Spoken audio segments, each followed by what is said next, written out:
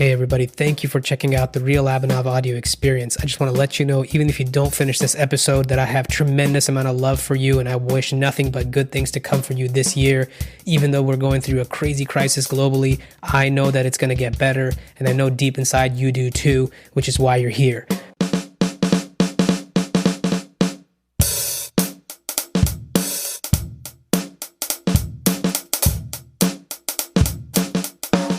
Get it going. So, I grew up Indian, of course.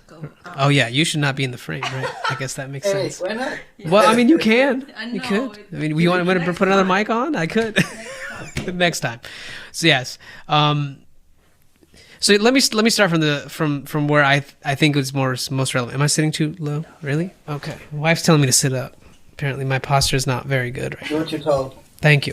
I think it's a good strategy. Good policy. It's a good strategy. I love it. Well, it definitely allows you to breathe better. Mm-hmm. Right? Yes, I'm doing the same now as he made me feel. Oh, okay, good. Well, I made a monk straighten his posture, guys. Just kidding. All right, so what happened really with me in my journey, I grew up in a house where my brother, growing up, he was disabled. He couldn't walk, my older brother. But we had a lot of love together. We played all the time as kids in India when we were growing up. My father did business. He was always working really hard. My mom was always working really hard. So we really grew up with our grandmother for a time, and then we always hung out with our parents in the evening, at the night times, on the weekends. I grew up in a pretty loving home, I have to say. Yes, of course, we had our challenges and all that. And of course, health being an issue, it was always kind of a complicated situation at times. But I always grew up with so much love for my mom. My dad was always kind of the traditional Indian father who always wants way more out of his kid, right? Wants the best of the best, kind of have that strong, character. And so I always kind of was like this with my dad, and to this day, like we've have a relationship which, yeah, it continues to, have its ebbs and flows. And it's like one of the most profound things, I guess, I've read about spirituality was like, hey, if you think you're all, spiritually awakened, go live with your family and see how awoken you really are, because they would know how you really kind of get your lowest levels of emotions to kind of bubble up sometimes. Right. So I lived, with my family pretty much forever. And when I turned 18, and I started to move and look at colleges and whatnot. I was a musician, by the way, as well. I was always into music growing up. I was never a good student, kind of very like. What were you playing? What were you? I was a drummer. So in India, my mom actually took me to this place where it was like kind of like a summer school, but it was very creative. It was someone's home, and he would have children come, and it was a big house, like 2 floors, probably 10 or 15 rooms, and he would just break out, like, here's a painting area, here's a sitar area, you learn the harmonium here, tabla, and then all the dholak, all the Indian instruments and beyond. And he also had the Western drum set there. He had some congas there. So he himself was a very expressive artistic person who wanted to teach, and he hired some teachers to be around for different lessons and whatnot. So I always picked up, the drums, and that became my thing. Tried to play some piano and guitar here and there, but then I went back and learned drum set. But long story short, I think music became something that I could really express myself as. I know I got a lot of encouragement from my mom, my uncles. They would come and play, watch me play, and just laugh and have a fun, emotional time. And it really kind of resonated, I think, at a deeper level within me, that this is something that brings people together, and it's something that when I do well, people enjoy, and it made me feel good as well. So music has always been that for me. And moving forward in life, I started to figure out, do I want to go to college? What do I want to do?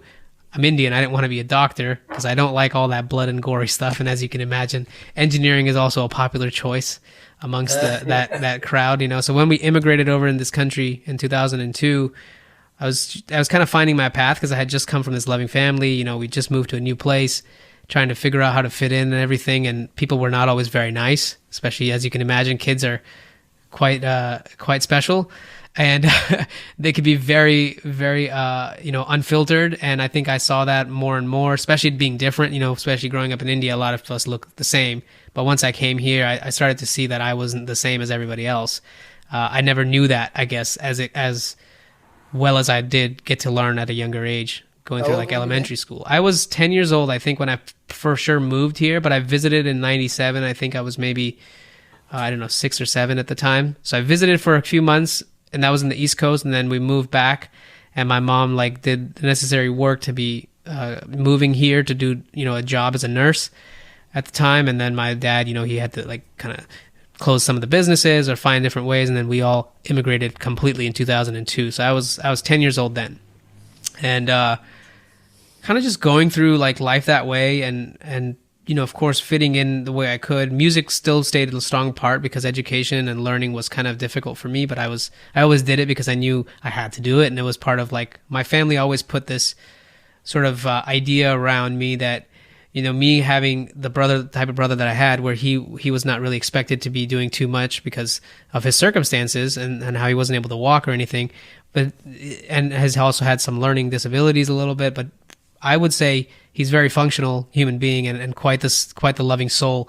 And in any room he goes, he brightens it up, and people have nothing but good things to say. So it always felt weird to me that like, you know, what life was really always about. I was always a very curious person. I would always ask questions that would either annoy certain people who didn't have the answer, but I was always like that. And some people really loved that and would encourage me to continue that forward. And other people, sometimes even my family, like my dad, would try to tell me, you know, just stay within a certain confined way. Otherwise, I wouldn't be able to be productive in society, like get a job and do other things. Fast forward to moving to the Bay Area, you know, I studied engineering. I picked that. So I struggled.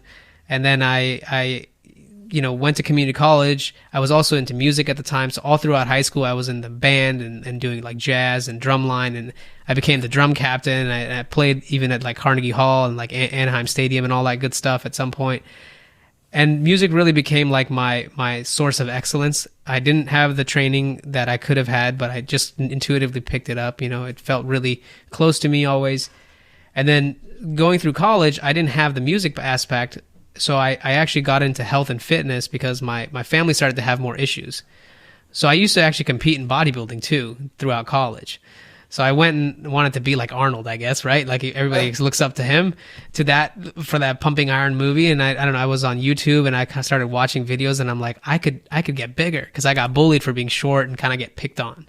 So that kind of like what became my path there. And then once I started to like finish my degree and compete in bodybuilding, and I achieved what I thought I wanted to achieve, and I was moving in the right direction, I realized like once I left my parents' home and I moved to the Bay Area to start working and making good money, like, you know, over $100,000 right out the gate was pretty good for like a 23, 24-year-old. You know, more money than most of my friends made, which, you know, and it made me feel like, whoa, this is insane. Like I was on a very big high already because I had just come off of this win. You know, I was Mr. West Coast. I had just like trained my butt off. I can talk about that more in detail and what that taught me. I didn't know meditation at that time. And meditation came into my life after a few years of like working and making money and realizing I still was very hollow and sad inside for whatever reason. I really had to start going into that more. And that's when like I started to actually, you know, really start to question what am I doing here? Like kind of really big questions that I realized I never had answers to. And I started to listen to some spiritual teacher on YouTube. I had a couple of people like that I used to always listen to motivational stuff like Tony Robbins and all that, right? So I was always kind of the top, like I know how to perform well. I understood discipline and what that could get you through bodybuilding and through like just, you know, working hard. But like once you realize that you are not happy with that, I couldn't really understand like where would I find the answers for that. And my mom, you know, she would always tell me like at that time when I was going through a lot of trouble, I was actually diagnosed to be depressed, and the doctors wanted me to see psychologists or counselors and take medication and all that, and because my blood work was all funky. But I chose not to because I knew that I had put myself in this place. And I think part of it was just from my coming off of a bodybuilding career, and as you know, the testosterone level kind of goes up and down there as well sometimes.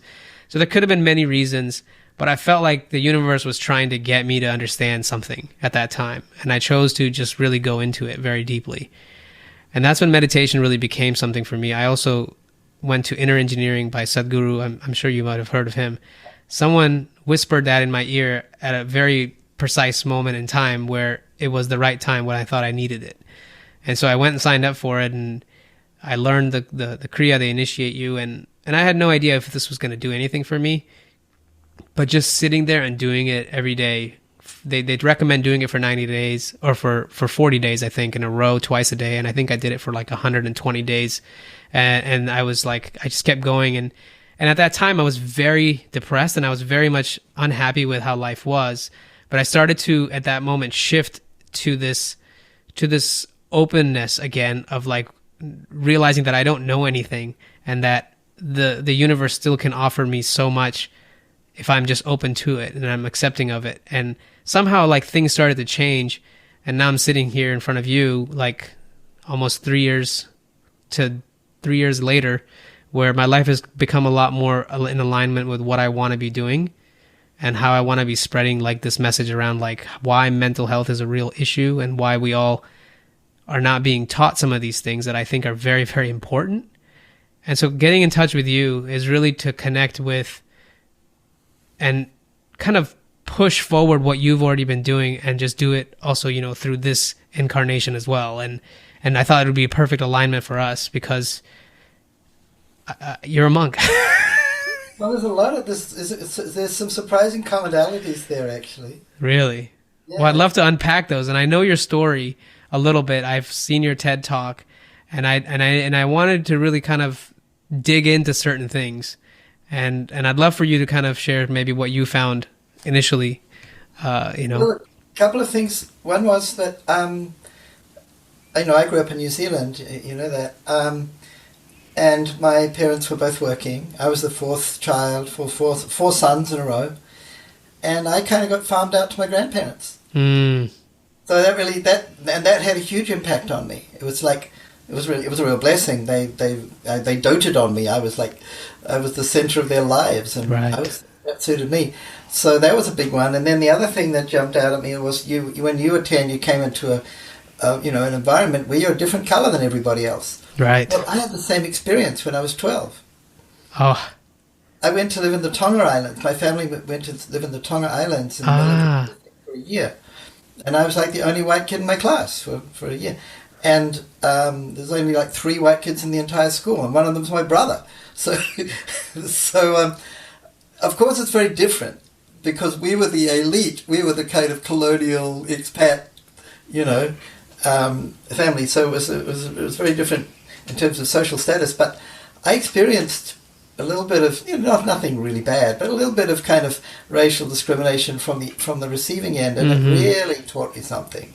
Looking back, I think this was a really valuable lesson for me to understand what it feels like to be just picked on because you're different. Right. And you're different in a way that you literally cannot do anything about. Hey guys, I just wanted to step in here real quick and let you know that we also have this full conversation live on YouTube where you can see the video of both of us talking. I tend to feel like video captures a little bit more human emotion, and you get to really see what someone's reaction was to a statement. So if you're interested in checking that out, you can go to YouTube and search for Blossom Media Studio. Now let's get back to this episode. It's almost like, I guess the way I would describe it is like we obviously live in a bubble of our thoughts and what we believe at times. Maybe not you, but most of us at times do. And I think when someone reveals something that you have maybe not been aware of or taken as seriously before, and it comes to light, I think that's a real moment of like, it disassembles this character and like this narrative that we might have had about ourselves because we maybe didn't look at it that way before. So it can almost be like a stunning moment in that sense. Yeah. So I just thought it was interesting those parallels because they have a big impact on you, especially because you're young. Having those sort of experiences that we had some similar life story. And of course, the music. Well, I got into music when I was also very young. When I was about 4, and I started playing piano. But there's a big difference. For most of my life, I've been playing music. I was just thinking the other day. I basically played music every day for 60 years. Wow. And sometimes just a little bit. And it's not like I'm super disciplined. I'm not your bodybuilder who will, every day. Yeah, right. Into all the exercise and everything. I was sort of, I play what I love playing, and I had the discipline of a teacher on piano.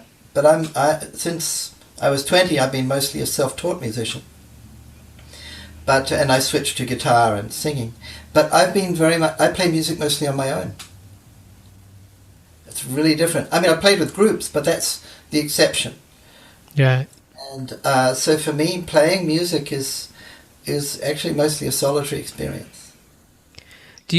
I've seen you play music for audiences when you are doing even talks, like at Facebook or Google, and of course your TED Talk, and you always bring this really interesting way of kind of combining a meditation, but also a song and also a chant at the same time. Talk to me a little bit about why do you think that works in transforming or opening people's minds? What do you think it is about music that really kind of lets people, open up their mind or let down their barriers? Music's tremendously important for human beings. And making music, singing in particular, is something that we have done in a tribal setting for perhaps 100,000 years. Right. And there's some theory that actually speech, the first versions of spoken language were actually sung, not spoken. Actually, I didn't know that. Well, it's a theory. We don't know for sure, but this is... That's right. Who's going to go back in time and check?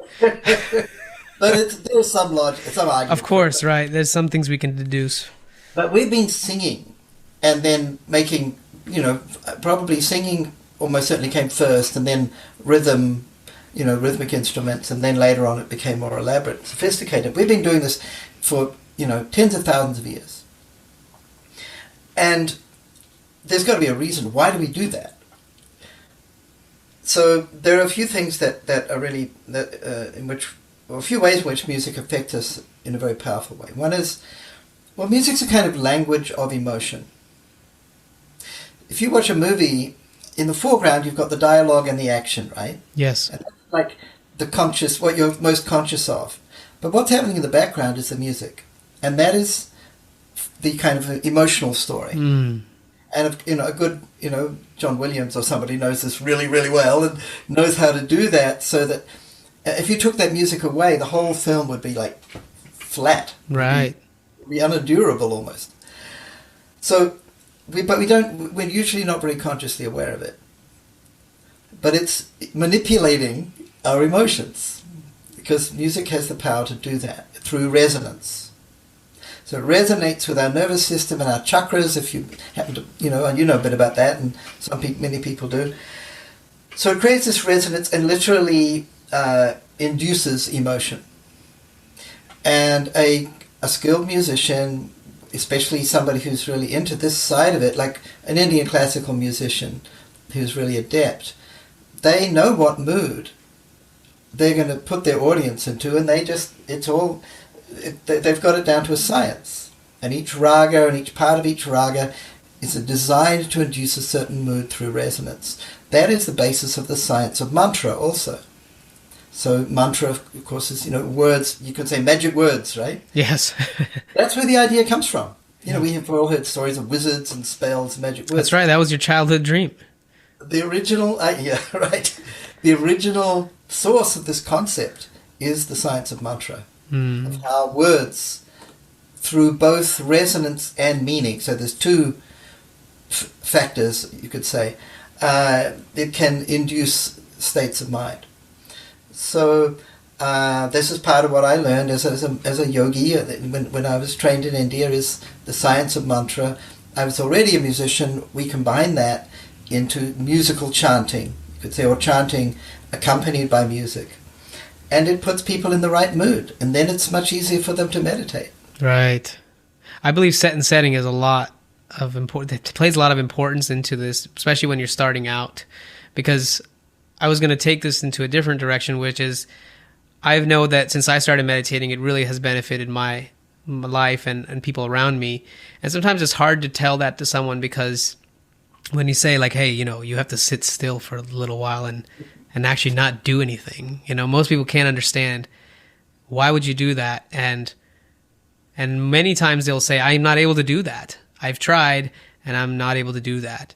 Talk to me a little bit about how, when you first did it, when you first tried meditation, tell me a little bit about that experience. And maybe you can share with us what maybe are the most common, misunderstandings around it and how it can be overcome, or at least to allow yourself that ability to sit there and accept whatever's happening rather than fighting it.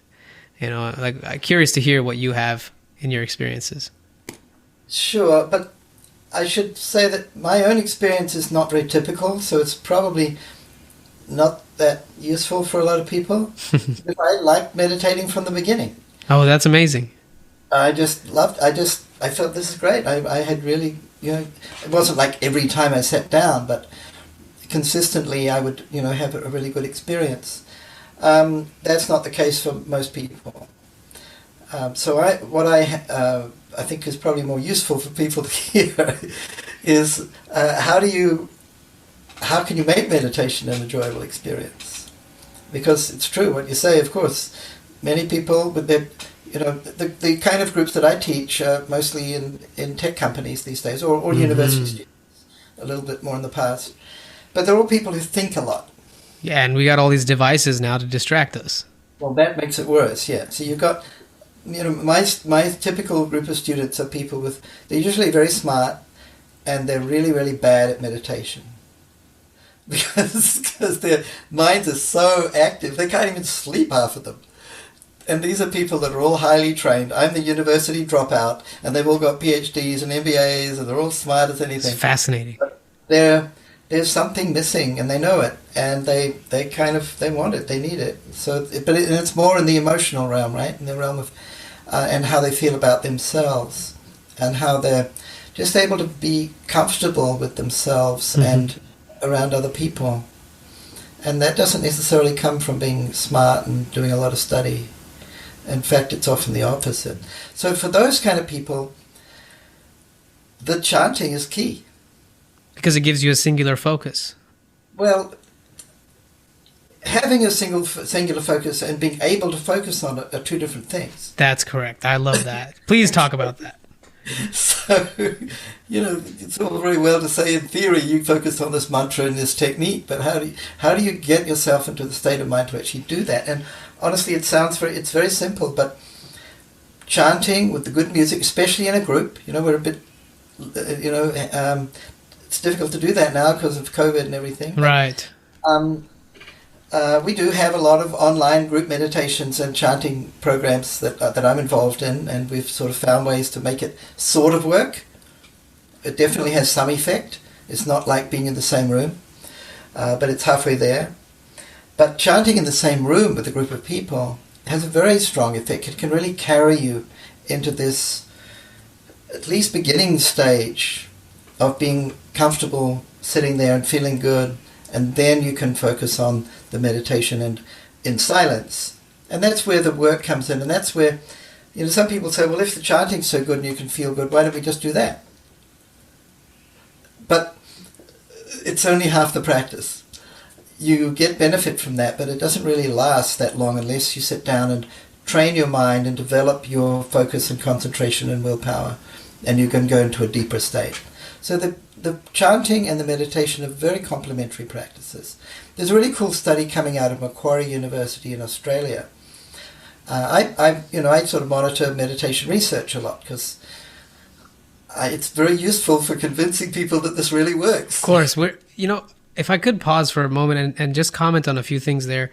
Sure. It's interesting that you say, like, you talk to a lot of very smart individual by society standards, people working at large businesses that we see, like, Google, Facebook, these huge companies that are employing tons of people, making billions and trillions of dollars. So from a cultural perspective, people think that when you're of that caliber, you must have it all. And so we aspire for that. But the problem is when you get there, and this is my same experience when I moved to the Bay Area, I felt that a lot of people were quite intelligent and brilliant, but they weren't fulfilled. And they didn't have that peace and lovingness about them. They were all, do all the time, just computing. And I felt in that trap for a little bit because that's what I figured you had to do to survive. And I quickly, being an extremist, I guess, I took it and I realized, whoa, if I kept going like this, I'm flat. Like, I don't like this at all. And so I had the good fortune, I guess, the ability to kind of fall down those, those darker kind of emotions and see, how bad that space really is. and how bad it could get. Because it's really, your worst fear is as bad as you can imagine it to be. It's whatever you believe in your thought process. It's how bad your mind can come up with something. It's going to be that bad. So that's what like a bad experience is. It's very subjective because your mind's using all of your techniques and tricks to get your attention. I think seeing that aspect of our existence where whatever's happening within me is not an indication of who I am, and having that conviction is one of the hardest things to impose on any other person because they have to experientially know that.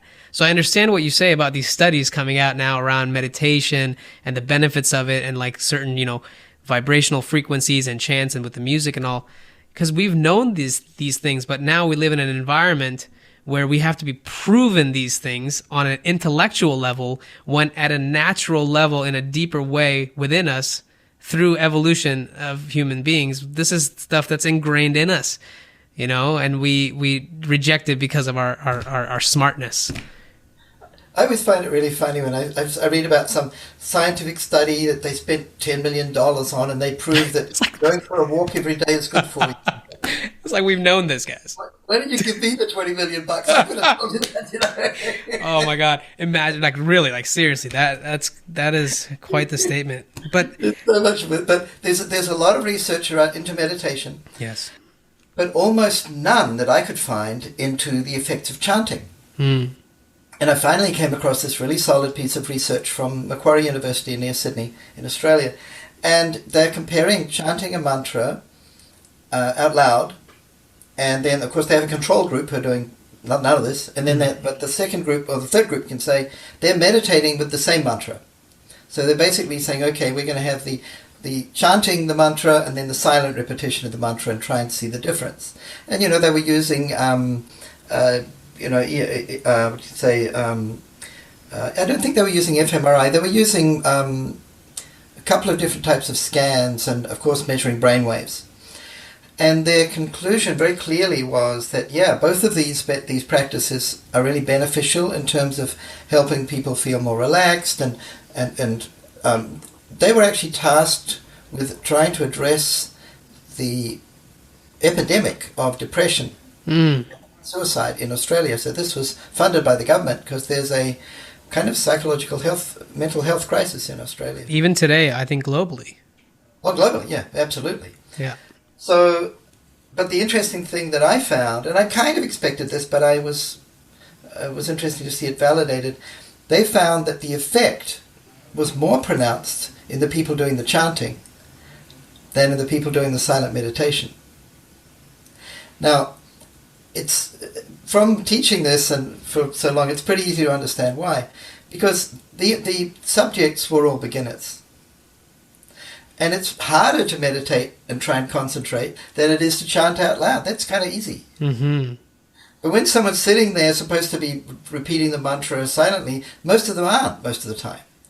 They're sitting there and their mind's wandering all over the place.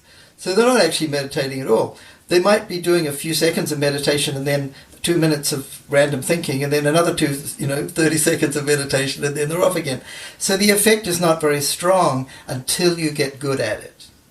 And then it goes much deeper than the chanting practice. But for beginners, the chanting is actually more powerful. I would say what I found very interesting in my journey was the power of introspection, which I learned from who I call my teacher. His name is Muji. I don't know if you're familiar with him. I know, I've heard of and his work. He's really has this, and he learned from another spiritual teacher known by Papaji in India. I don't know if you're familiar with his work, but really the core of it really is just to question what your I is, your I am, like what is it pointing to, right? Who am I? Yeah, and kind of like I'd like to break this down with you because I think there could be some interesting, conversation around this, which is a lot of times I'm able to speak from this place now, but I wasn't able to talk like this, I would say, a few years back because I was just simply not aware of who I fully am. And part of it is like understanding whenever we say like I am this person or that, or I am happy or I am sad, what part of you is it that's happy or sad? and really like having a solid answer for that, not just a, well, it's me, can't you see? And it's kind of like it's not deep enough, because we most of the times don't carry the weight in our words when we speak them. We tend to just speak the words that that seem fit. A lot of times in the moment as we're speaking, we might not even be aware of the next word that's about to come out and the way it's going to, and we don't fully actualize the weight of it. So I guess what I'm trying to say is like having introspection as a tool to see, to always kind of be a mirror to check, like, who am I believing myself to be? And the reason I'm kind of talking around this topic is because in my experience, this brought me actually to something you mentioned earlier around poetry. A lot of poetry is dodging and bringing like to life these deeper things that we know but can't quite put into words. And I think part of introspection, or using this ability to question who you are, can bring you to that place where you're just enjoy, like you realize that you don't know a lot of things, but you're okay with it because that's how it's always been. And you've just been caught up in some sort of character or some idea so strongly that you got distracted from seeing that your pure being, I guess. Like, help elaborate about that, if there is anything that comes from you. Well, I think this is a very important central concept to not just to meditation, but to life. To existence. I mean, that's really what I'm here to talk about. It's not a new idea. I mean, who was it, Plato or Aristotle, or they all kind of, there was a succession of guru-disciple there, right? Sure, yes. But I think it was Aristotle. He said, talked about knowing know thyself and all that kind of thing. So this is an old philosophical idea, and of course, a lot of Greek philosophy was influenced by Indian philosophy. And so we're not the first people to be asking this question. That's what I came to figure out. I thought I was the only one. One time I had such a bad mental breakdown about this. I was like, how is it that nobody has figured out who we are, where we came from, and why we're here, and what we're supposed to be doing? And everybody has an idea, and no one really knows. And everyone's just okay with the fact that we don't know, but we have created these other ideas around, like, if you do this study, or if you study this is what the things tell us. But really, though, really, we have no idea. Well, there are a few people who, I wouldn't say they figured it out, they realized it. And that's what I'm kind of trying to get at. It's like there's an experience of life. There is no knowing of life, I suppose, in that sense of like ideating about it. Not an intellectual process. Yes, and I don't think I understood that for the longest time, which tells me a lot of people still don't understand that. Well, I'm living in this Silicon Valley culture. Intellect is rated, or rationality, and they think that equals science, but that's actually completely incorrect. But this idea of rationality and reasoning power, and paying 23-year-old engineers a crazy amount of money, that's what's valued, is that analytical ability. But actually, that's not the most powerful ability that we have within ourselves. A lot of the greatest scientists, obviously, the one who gets cited all the time, of course, is Einstein, talk about the power of intuition and how that is much more important than intellect or rationality in the discovery of new ideas. And he talks about that like 50 different times that I know about. And so do many other great scientific pioneers and thinkers, and, of course, great musicians, and all of these sort of more people that are usually associated more with intuition. But it's also, it's the basis of all new discovery, is intuition. And people are a little bit scared or skeptical about the idea because they don't understand what it is. And it gets associated with a lot of weird woo-woo stuff that really may be just wrong. Excuse me. But intuition, to me, my understanding of intuition is something like this. It's a direct knowing. This is one of the dictionary definitions. It's a direct knowing of something without having to go through some intellectual process to get there, or even a subconscious intellectual process, which is what is happening when you're speaking, and you don't have to figure out study the laws of grammar and before you can say something. It's all happening literally subconsciously. That's not what I'm talking about. That's your internal computer. All right? But below that, or deeper than that, you've got this intuitive power that enables you to just come up with something directly. And this is what, I've got books full of scientists talking about this stuff. That I discovered that, or in dreams, the guy who just came up with the periodic table of elements, Vasily Mendeleev, he dreamed the sort of final pieces of the periodic table of elements. He didn't figure it out rationally. The same with the structure of the carbon molecule. And a whole lot of major scientific discoveries came in intuitive flashes, dreams, exercising the imagination in creative ways. Einstein had a method for doing this. To visualize things. He used visualization to induce intuitive insights, not rationality or reasoning. But the ultimate intuition, that we know, the thing that we know directly and we know for sure, and we don't know how we know it, is knowing that we exist. The sense that I exist. The I feeling, the Atman. Yes. This is the ultimate intuition. And it's the fundamental thing that enables everything else. Yes. So we actually call meditation, in my tradition, intuitional science. Because it's the process or method through which we can shift our sense of identity from the ego and all of these emotions and worries and past and regrets and hopes and dreams to this sense of existence, which is constant. Right. And it's kind of like in the I don't know if you know the Christianity very well. I don't know it very well, but this bit I know. There's this famous story in the Bible about how Peter built his house on the rock, and the other fellow whose name I forget built his house on the sand. And of course, yes, what happened? This is a metaphor for founding your life on your real identity, not the shifting identity of the ego and the emotions and the self-conceit that often comes with intellectual brilliance. If I could touch on that, I think it's beautifully said by you there. And another way that I've heard it explained is like whatever is continuously moving or whatever is passing is not you. Yeah. So what is it that remains when everything is gone or when everything is left? And I think really I have two questions around this actually, but one of the challenges that I think that I know I face and other people face is, yes, it's all well and good that you can become, let's say, aware of who you are, maybe for a moment in time, and then you don't quite know what to do with it, because not a lot of us are really given guidance around, like, you could have a very explosive experience of like really not understanding, what just happened, and then your mind can make up ideas around it. And then you start to maybe like imagine things about what that could be and how, like, maybe you're God or whatever it is. And all sorts of things.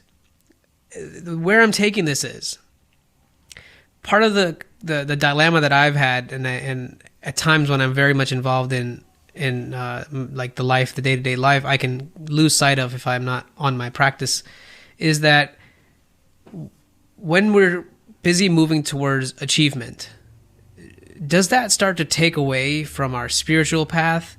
Is there a beautiful cohesion? Because I tend to find that, like, even people that are very hardworking, kind, generous, loving, nice people who mean well in what they do have had experiences of like profound, unity and understand their place at times, but then still tend to revert back at times into this, what is going on? Why are things aren't working out for me? And help me understand from your perspective and having done, your work and as a monk and everything else, like what would you tell someone like that, and how would they start to maybe break that down? Well, the first thing I want to say is I'm still figuring this out, but well, thank you for your honesty. There's a few things that I've understood. One is that it's really important to get guidance, because we lack perspective on ourselves, and it's very, very easy to develop delusions especially delusions of grandeur. Sure. Yes. And this is very common, actually, that people have spiritual experiences, maybe some kind of epiphany, and it can happen in different ways. A common way, of course, is through something like LSD or some sort of drug, right? That was my other question, actually. Oh, So we'll talk about that next. But people might have some moment of insight or illumination, but it's temporary. Right. And then you come back to your normal ego perspective, but you know that this other perspective exists, but it doesn't mean you still have it. You're just thinking about the memory of it. You just have the memory of it. Yes. It's opened a door, as Aldous Huxley would say. It's opened a door, but it doesn't take you through. I call it like you've seen behind the curtain, but you're still on the stage, and you're still trying to figure out, how do I get behind the curtain? That's right. That's the spiritual life is living in that situation. There's a beautiful talk by Jim Carrey, of all people. I think I know what you're referring to. And he talks about, at least I know where I want to go, right? Yeah. Sort of like he has this experience and it comes and it goes, and he can't stay there. He doesn't know how to remain there, but he knows he has an idea of the goal. And that is tremendously important. So I find that very helpful. But then once you've got that idea, how do you get there? That's when we need guidance. And that's where this whole very misunderstood idea of the mentor or the guru and the disciple, where that is actually tremendously important. Because you can try and find your own way, and it might take you a million lifetimes. Or you can get some guidance from someone who can cut that process short by, 1,000 times or less, or more, or whatever that is. Means it's just very inefficient to try and figure out how to, walk this path of self-realization on your own. Just because, well, basically the main reason some people try and do that is because of ego. Because they think that they know better than anybody else. And that is almost invariably untrue, with the very rare exception where you happen to be the most enlightened person on the planet. But that's not most people's situation, right? I mean, I have literally met 3 people who think that they are Jesus Christ. I dream of getting all 3 of them in the same room. I think that'd be spectacular. To break that delusion. You're speaking about something very, very important here. Is like, and I want you to let you continue. I'm sorry I interrupted. No, go ahead. But I was thinking around the sense that, like, when we become aware of this other space of our that's available to us, and I actually, you let me know what you feel about this, but I've actually, in my experience, described it as if you and I sit here right now and we close our eyes and we simply observe that there's this infinite space. I feel like I'm aware of where my body is, but if I go even deeper than that, I see this real dark, not in a negative sense, but like sort of like an outer space sense, that I see this space that I can't see the edges and boundaries of. And if I get into a really, really like stronger aware state of this, like especially like towards in the middle of my meditation, especially, if it's like, doing a breathing exercise as well, and being aware of that, I can get senses of where I can't place if I'm just within this body or if I'm within everything. And what is that space, that empty space that I see when my eyes are completely closed and my focus is there. And then when I open my eyes instantly, and I'm now here in front of you and I can see my arms and limbs and all that, does that then mean that space no longer exists? That space that I can experience, which I'm still aware of, and like it could be my memory just recalling it at this moment in time, but I know that space is still there, and it's no distant from me, really. It's not the back of my eyelids, I don't think. But does that spark anything for you? Like, is that something where it's like kind of like showing you that there's these both, maybe even dimensions that are always there, and it's just a matter of where you are in it? Like the way I've kind of visualized it is like the infinity symbol, and on either side of it is like the extreme. Either you're deluded into the ego or way too much into the spirit where you're everything. And then kind of in the middle is like the balance point where you have a mix of both of those sides. And you're kind of flowing from this place where you you really have this sense that I'm being guided in this present moment, and I am right where I'm supposed to be. And you're not really seeking or anything, but you're really kind of just whatever is there, you're doing, and you're not expecting that it will, but you know that it is there for you, and it will come to you, whatever is meant to come for you. So I'm curious about like where is it that, because I get lost in this at times, where even I get off. I feel like I'm off of my path in that sense at times, and I'm trying to understand from someone like you who is more experienced in this path or in this journey, like what is that about, and how does one kind of, I guess, just know that like this is your path, it's coming. There's no, I guess, predefined way of knowing, really. I don't know. I don't even know if any of that made sense. No, sure, it all made a lot of sense to me. It's very familiar because I have these conversations a lot with a lot of people, and I've experienced a lot of that. But at the same time, it's different for everybody, right? But it sounds to me as though you're exploring consciousness, right? So you asked several questions in there. I'll see if I can remember them all. One was, you're saying, does that experience, that sort of sense of limitlessness, I guess, is what you would... Yes, there's infinite expansion. Does it disappear when I open my eyes? Well, obviously not. Well, what is... Yes. What disappeared was your current awareness of it. That's all. It means you shifted your focus. And we are, what did... well, of course, Sting put it nicely in the song, but Teilhard de Chardin was the one who, the spirits in the material world, very nice song. But we're kind of like this spirit trapped in this body. And the spirit taken by itself, or the Atman, if it's just left alone, it is able to experience limitless consciousness and bliss. And it's not bounded by the body by itself, is what you're saying. That's right. But as long as we're living in the body, the body's designed for itself to survive and reproduce. Yeah. So, but it's a vehicle, but it's a necessary vehicle if the Atman wants to have a chance to experience the world and live through, interact with the world. It needs a vehicle, right? And of course, this is what Krishna is talking about a lot in the Bhagavad Gita, and he uses the metaphor of the chariot. And he's the witness, and you've got the driver of the chariot, and the horses are the senses, and so forth. So we have this kind of, you think of it, you're a computer engineer, think of it as the body, and the senses in particular, are the interface with the world. Right. But the the computing power, the processor and all of that is your conscious and subconscious mind, mainly, your subconscious mind.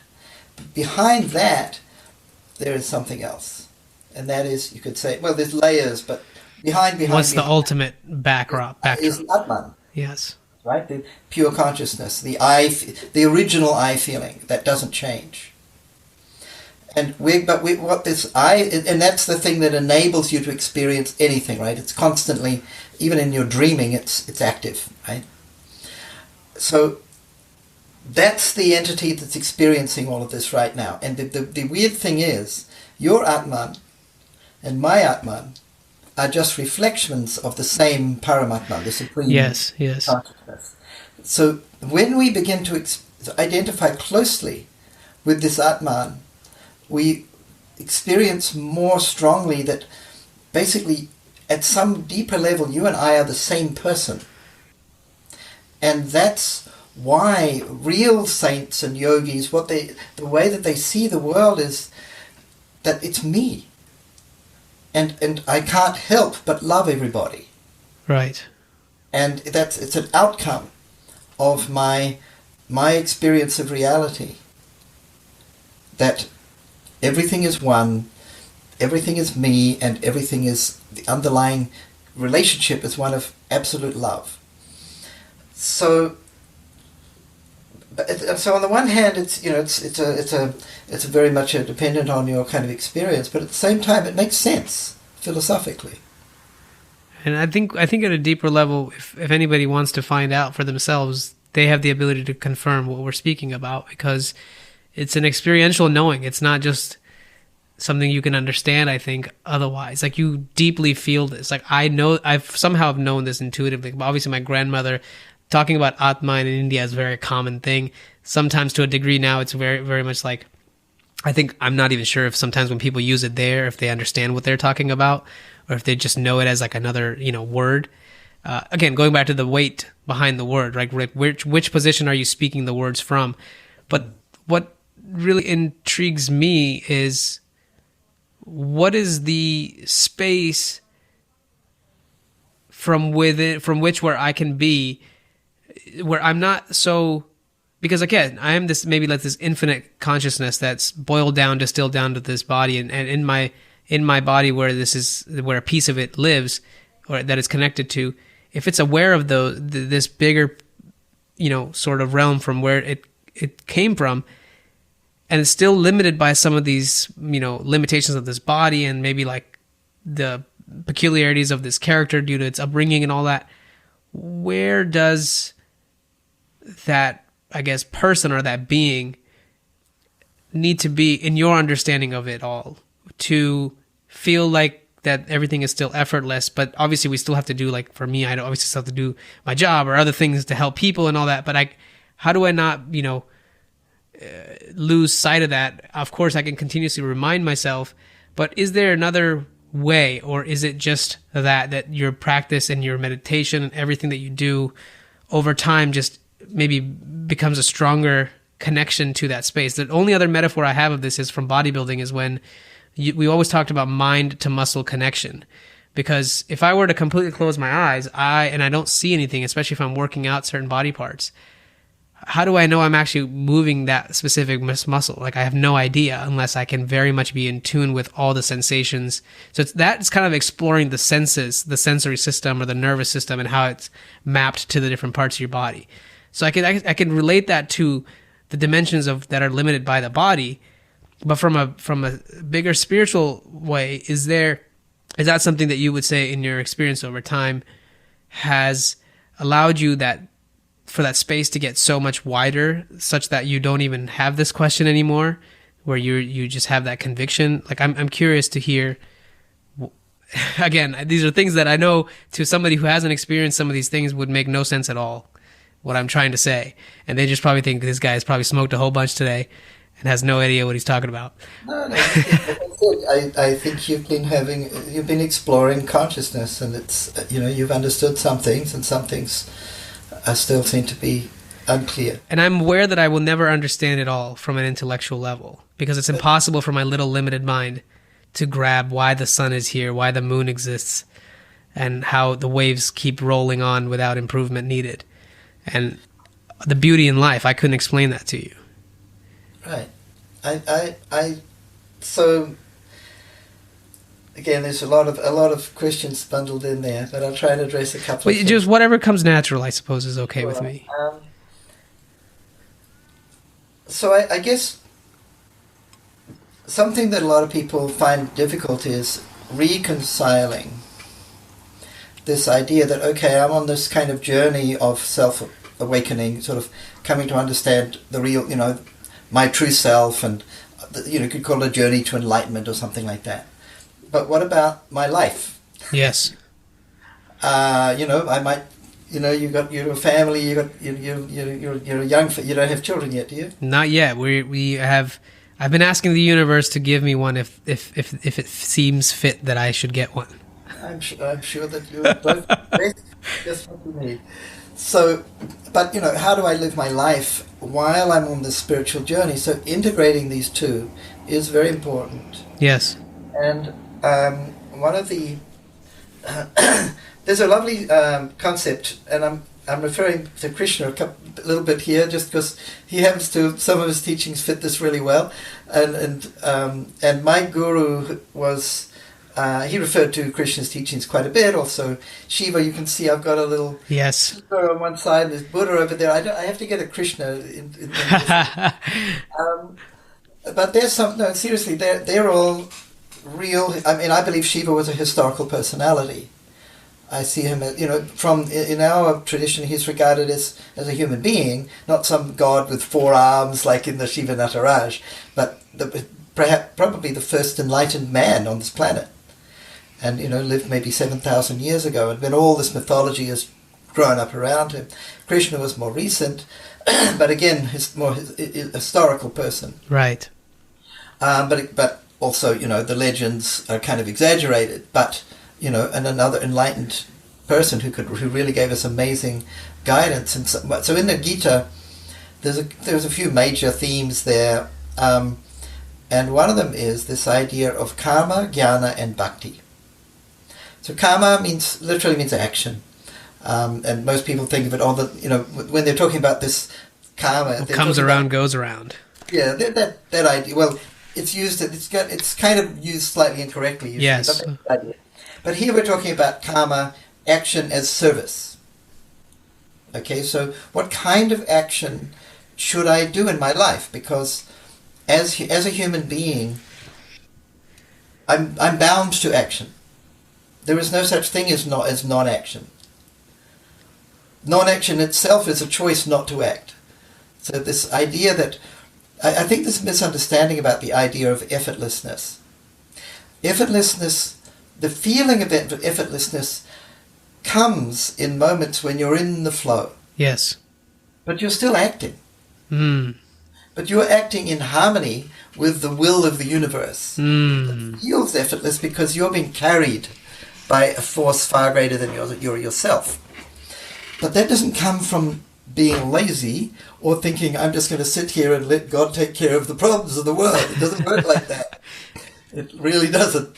So karma yoga, the idea of karma yoga, is the yoga of service. Okay, what sort of action should I do? I'm here to help others and to serve others. And that brings humility, which is super important, because the biggest trap on the spiritual path is egotism.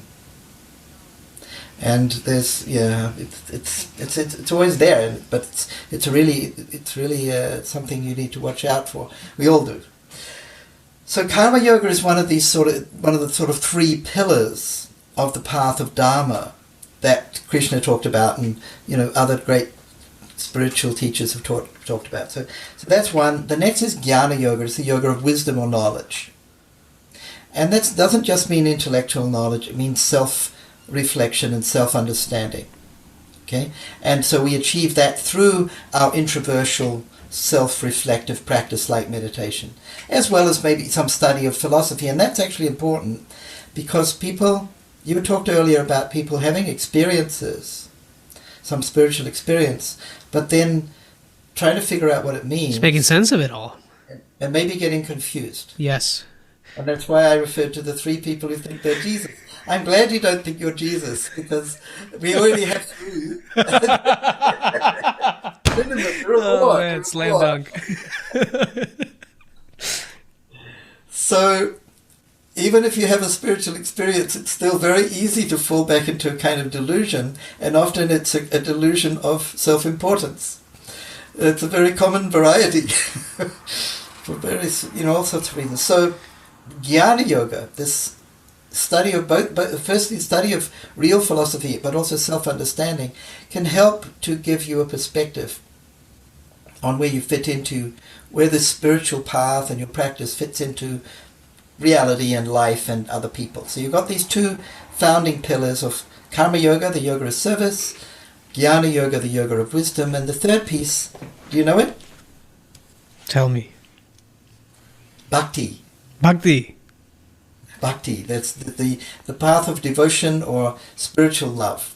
So and that is actually the resultant of the first two. It's the outcome. So when you have a balance between serving others and developing your self-knowledge through your meditation, the outcome will be this feeling of attraction towards the divine. And that is the engine that carries you forward on the spiritual path, is this, because you're cultivating the natural attraction towards God, towards the source of enlightenment. So that's the kind of threefold path of karma, jnana, and bhakti that Krishna described, and it's as valid today as it ever was. In fact, I think it's really, really important to refer back to it, because a lot of people get caught up in one piece or another. but they're out of balance, and they get out of balance. So I meet so many people who think that, oh, if I just meditate, then basically that's my spiritual thing done. It's not at all. If you meditate and you just do your work and that, it can be a completely self-centered thing. It can be, you can still be an egotist, you can be completely selfish, and you can do meditation. It's really, really important to balance it with service. And that's been forgotten by many people who are talking about meditation and spirituality. And when you mean service, is it generally around what is it that naturally is calling you to serve versus like, you know how some people, I know people that are like, I'm going to go serve in this church and that church, and I know they're not on the right path because I think they're just looking for an affirmation at that stage. Service is another word that needs redefining. Yeah. It's really helping people in a way that's actually going to make them, to help them in the way they need, not in the way you think they need. And without expectation. Without expectation, exactly. So I'll give you a few examples. I mean, in our mission that our guru founded, we have a lot of really good schools, a lot of preschools for people in poor areas, because that's where they need it the most. And it's not just for people who are doing meditation, or it's for the children living in that poor area who need education. We have quite a lot of children's homes for children who don't have parents, or they've been rejected by their second father, so that's something that he emphasizes really, really important, that we give people that, every child should have a chance to grow up in a loving environment.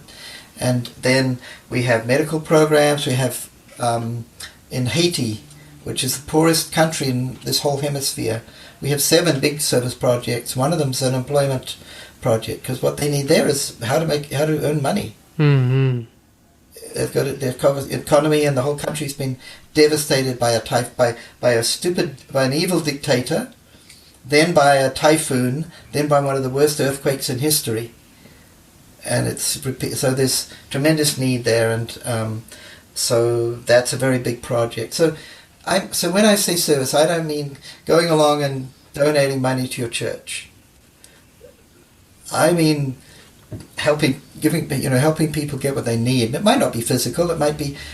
There's a lot of, in this area, one of the biggest needs I feel is for mentoring for teenagers. Because in the poorer areas especially, they often get caught up in gangs and stuff like that. And a friend of mine, he started a mentoring program for young people from the 12 to 18. And they started a club. It's called the Council of Goodness. Oh, that's beautiful. And it gives them an alternative to joining a blimmin' drug gang. And it's been amazing. I've been often to help lead the group in meditation and music, and just learn about what they're doing and support what he's doing. It's a really, really solid thing, but he's looked, he's a very successful guy. He's a corporate lawyer and all that, but he comes from a poor background. And he thought, well, how can I give back? And he's very smart. He thought, okay, what's the biggest need in my community? It's a Latino community. These young people are lost. They need mentoring. And you know what? When you do mentoring right, it works like magic. Because the young people, they gravitate to it like this. They're automatically attracted because they know they need a mentor. And if you can provide a good mentor to give them an alternative to the successful drug dealer, dark mentor, which is a real thing. It is. It's pretty heavy. But if you can provide an alternative to that, many children will be attracted to that, and it transforms their lives. So meaningful service that makes a real difference to people's lives, addressing their genuine needs, that's something that many of us have the opportunity to do. I would say the way I've done it in my own experience is that I've chosen to look at everything that I do very differently than I did before. So if someone, whether it's my neighbor, whether it's a client on the phone, whether it's someone that just came and crossed my path, I've chosen that if they have been brought in front of me in this moment right now, and this is what they're going through, that I'm trying to say is that I leverage the ability that I am good at certain things, like what you've talked about, how you're good at making people feel good, making them laugh, and also then giving them this, meditation and sort of experience a little bit into a higher state of their awareness. But for me, I would say I have certain abilities that I think this person has acquired over its course of life, and I think I'm aware of some of what those strengths are. So I've chosen that. It's almost like if I were to look at myself as like the spirit in this body, right? That's like kind of a robot. It's like I can just deploy this and this and this here, and like make these, use this body and this vehicle for this, precise good, because that's what you're really good at doing, making these people feel this way. So for me, it's always around like some of the people that I've encountered will say like, wow, you really made me look at things in a very different way. I've never looked at it that way. And I tend to do this by talking about, because I after I don't even know if it's fair to call it an awakening moment, because I think it's unfolding. It wasn't one thing. I think there was a moment for sure that made me see it all from a place where I had never consciously, I guess, acknowledged it. But beyond that, I would say it's continuing to unfold. And I guess where I'm trying to take this, I just lost my train of thought a little bit, but I'm trying to take it that like when you do any service, or if you do something that you are naturally good at, that is your way of giving to the world like what you were kind of given as your gift, I suppose. And you or me helping other people out with that, whatever that is that we've, maybe spent the time getting good at, or has been naturally given to us through our circumstances. I would say those are good places to look at in your, how do I serve? Like, what do you think? Well, of course, you've got to find a match, right? Yeah. So okay, where's the need? There's a million needs out there. Yes. All right.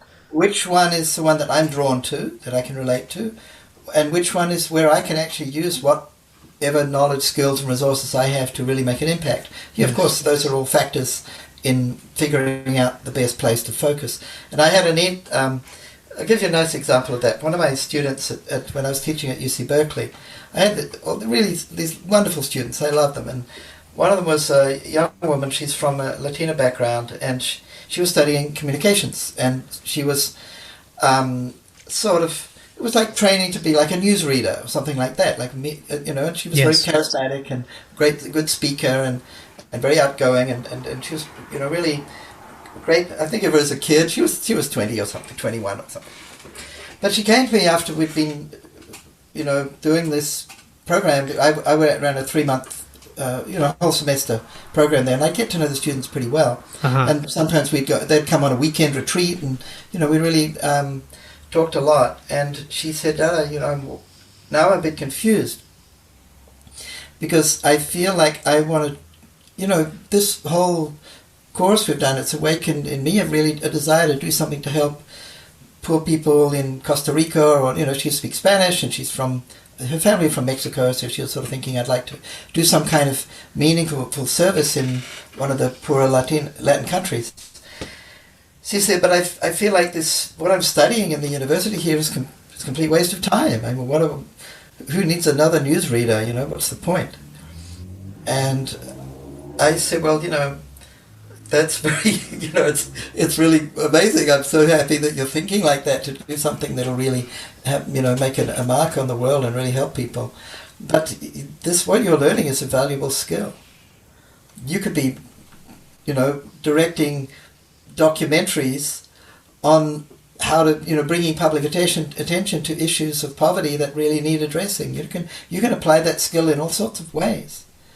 And she sort of realized it and thought, oh, okay, she had thought of that, it would have dawned on her anyway, right? But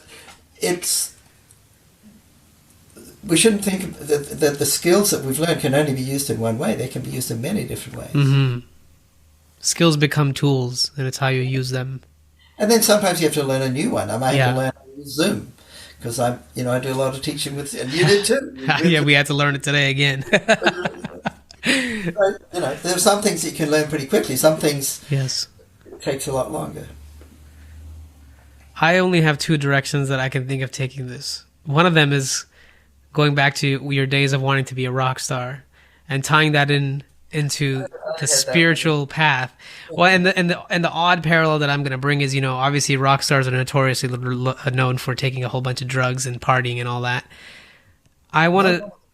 Not all of them, agreed. And I would say in a parallel space, sometimes I've seen this misunderstanding or maybe misguidance around the fact that, of course, there's things like, I'm sure you're familiar with psychedelics, being in the Bay Area, pioneering certain things like nootropics and how to optimize everything.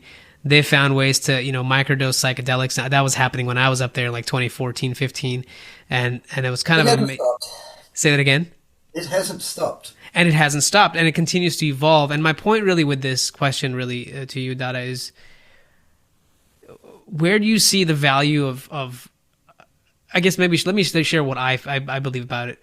I think that there is, if you're ripe enough or in the seeking mode already, and things have already started to kind of crumble for you, and you're ready for your freedom in that sense. I think in that moment, certain psychedelics or even marijuana at certain degrees, in doses, I know can help people experience something very directly, which is maybe sometimes more difficult for people to start with meditation.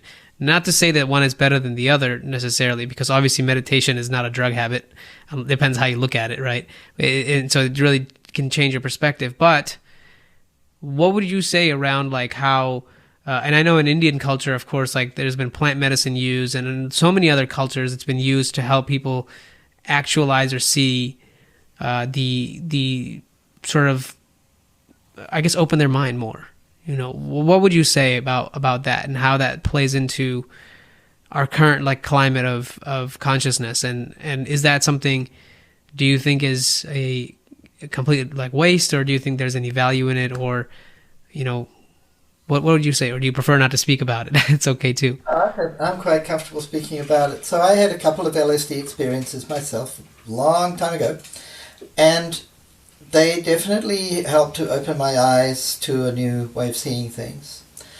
But the most important I had a number of realizations the second time I took LSD, and the first thing that was very clear to me was that I should never take drugs again. How so? Because I understood intuitively that it's extremely dangerous and risky, and it's not necessary. So that's the first thing I always emphasize to people. I say, you might be lucky and not do some damage to your mind. I know people who've literally destroyed their minds with psychedelics. So I'm extremely cautionary about it. I basically say I never recommend it. There may be some circumstances as a part of some therapy where you're actually seeing a psychiatrist who understands these things really well and might be using very tiny amounts. It may be useful for somebody who's completely stuck in a deep depression or something like that. Maybe, but I don't know enough about it to say. But outside of that context, I would never recommend them. And the reason is because I've seen the destructive power of hallucinogenics, and also I've met a lot of people who've taken a lot of drugs, and it usually doesn't end well. Right. But there are quite a few examples where it did open somebody's eyes to the possibility of another way, of some sort of self-disciplined way to pursue the spiritual path. And that's actually the context in which hallucinogens and psychotropic plants have been used, as you say, in many, many different cultures, especially all the shamanistic traditions. Right. So how do they use peyote or ayahuasca or psilocybin mushrooms or whatever? It was typically, when I would say that there was a responsible way to use it. I mean, there were crazy ways that psilocybin was used in Europe. The Berserker Viking warriors used to take a whole bunch of mushrooms and tear all the clothes off and rush into battle and basically kill everyone they could. So they would use it to induce a kind of very psychosis. This was a tradition amongst the Vikings. They would use it to induce a very deadly sort of battle frenzy, where they would become fearless. And people were terrified of these guys. But it was it's not something I recommend, okay?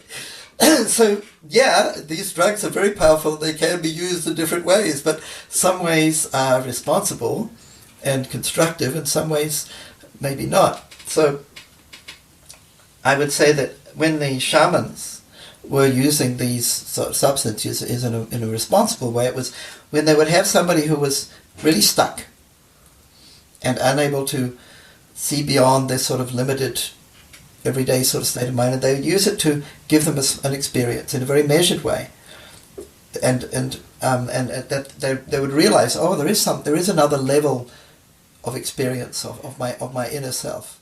It's like, I call it another layer to the cake. Yeah, something like that. They use it to trigger that, right? Yes. Just to give them a glimpse. And then they would teach them the self-disciplined meditative practice that actually takes. Because they're more receptive to it now that they've experienced. Well, they've had a little glimpse of the goal, yes. like Jim Carrey did. And I don't know whether he took drugs or how of course he did. But it looks to me like, yeah, probably. Yeah. Well, I can only share what I've experienced, and I don't usually talk about this because I don't ever want to promote drug use. Well, I'm exactly the same way. I don't want to promote it. Yeah. I'm not going to deny that I benefited from it. Yes, but I'd never recommend it. I would say, in my experience, I haven't done any hard psychedelics. I've experimented a little bit with DMT, and I've experimented with. I definitely I enjoy cannabis. I think, especially now that it's been legal for a few years. When I lived in the Bay Area, that's when I first found out about it. So I never took it growing up, especially when I was bodybuilding. It would have been the end of me because the amount of appetite that it increases for certain people. I would have never been able to be a bodybuilder if I was doing it then. So. Different tangent. The point is, though, like, I've noticed, well, one of the first, I guess, major experiences for me was under like having to smoke something and then like having to sit there and I watched one of Mooji's satsangs where he's doing, the deeper introspection, where he's guiding you to see, who you are, and in his pointings, and it really, like, because I had always kind of, and it just kind of clicked, and after that I was kind of messed up for like about 2 or 3 days. I couldn't make sense of it. I like, the whole thing broke. I remember at the time Mimi and I were doing long distance. I was in the Bay Area, she was in Southern San Diego, and so we didn't see each other every day, but we talked a lot on the phone, and we used video calls and all that.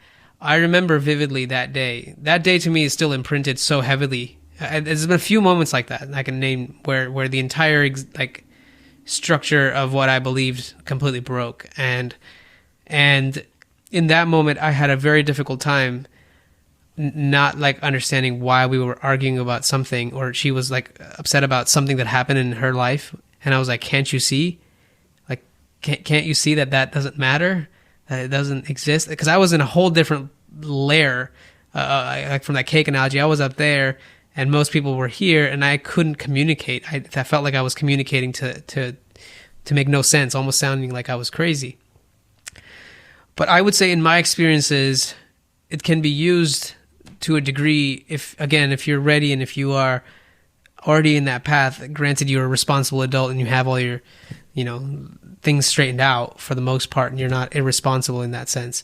It can be a very good, in my experience, a separator. Like, it shows you it brings to foreground what's been in the background, if that makes sense. Like, I'm able to see immediately that, I'm really attached into this character. And now that allows a room to have other things kind of come and go and be seeing that more effortlessly. But then it also allows this ability to get more dissolved into it too. So there are definitely, it's a double-edged sword on 100%. Like, I know people that, even in my style, sometimes, like, accidentally one time I consumed a lot of edibles.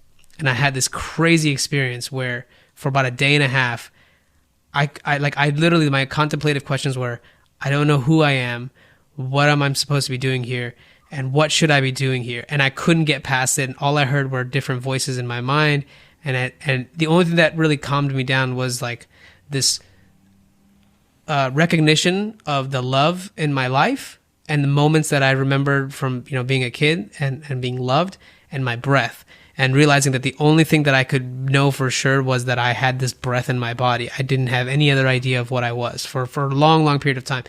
After that, I've definitely changed my methods drastically, but I'm just highlighting this to show, like, I do think there is a place for it, but I don't condone it to the average person who thinks, in a casual setting, that you're just going to get some benefit out of it. like that. Like, so I do see the, the disclaimer there to be quite important, because we're both in California, as you know. It's like one of the most recreationally used substances here now for the last year or so. It's insane. Like, it's everywhere. But at the same time, like, I'm trying to think and be very realistic and honest about it, is like, I don't think it's entirely bad, because I do believe that more people could find a way to open up due to this. It's better than alcohol, in my opinion, because I don't think alcohol ever gives you any spiritual experiences.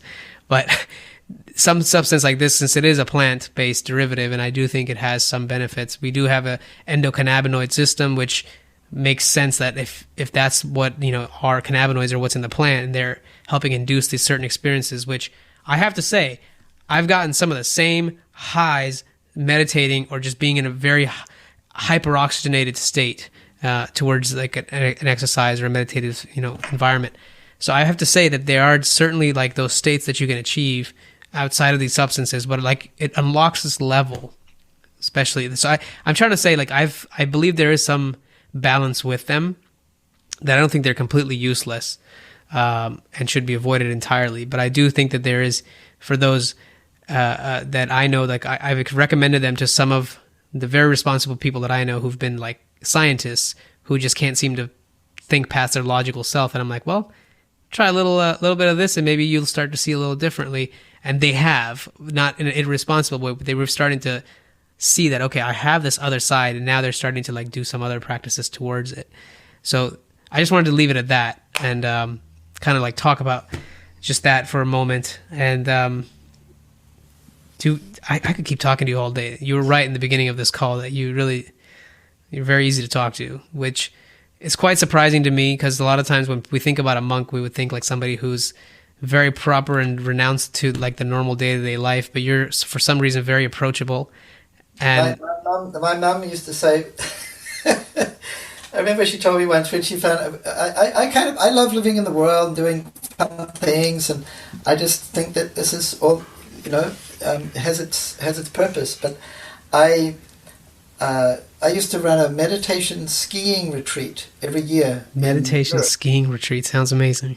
A group of about 20 of us would go into the Swiss Alps, and it's a nice place like Zermatt, and we'd wake up in the morning and all, do our yoga and meditation and chant and have a nice vegetarian breakfast, and we'd go and ski all day and come back and do the whole meditation thing all over again and collapse. We'd do that for a week, and it was a fantastic experience.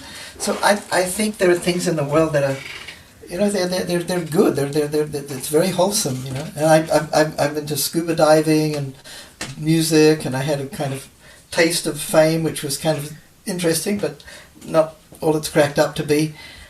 And my mum once said that, "Oh, you're not a proper monk, you're a yuppie monk." It was pretty funny. She was my mother was good. She always gave me good perspectives on my life. No, but I think that